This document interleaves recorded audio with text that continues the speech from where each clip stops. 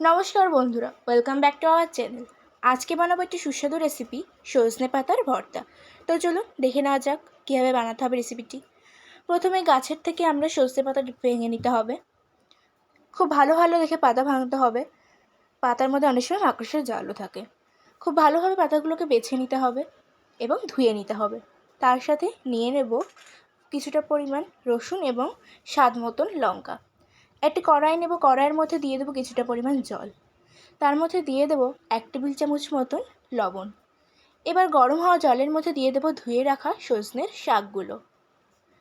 তার মধ্যে দিয়ে দেবো ধুয়ে রাখা রসুন এবং লঙ্কাগুলো।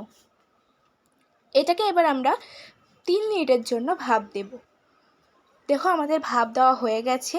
এবার এটাকে আমরা একটা পাত্রের মধ্যে নামিয়ে নেব। এটা খুব সুন্দরভাবে ভাপ দেওয়া হয়ে গেছে।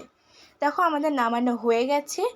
এবার এটাকে আমরা একটা মিক্সির মধ্যে খুব ভালোভাবে এবং মিহিভাবে পেস্ট করে নেব। একটা কড়াই নেব, কড়াইয়ের মধ্যে দিয়ে নেব কিছুটা পরিমাণ সরষের তেল এবং দিয়ে নেব কালো জিরে। দিয়ে দেবো তার মধ্যে বেটে রাখা সজনের পাতাগুলো। এটাকে খুব ভালোভাবে নেড়ে নিতে হবে।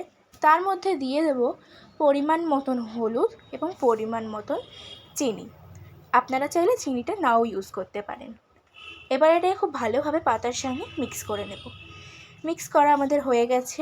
এবার এটাকে 5 মিনিটের মতো ভাজতে হবে। দেখুন এটা ভাজা হয়ে গেছে। এটার মধ্যে একটা আঠালো ভাব চলে এসছে। তো যদি আপনাদের রান্নাটা ভালো লেগে থাকে তাহলে কিন্তু একটা লাইক, শেয়ার, কমেন্ট অবশ্যই করতে হবে।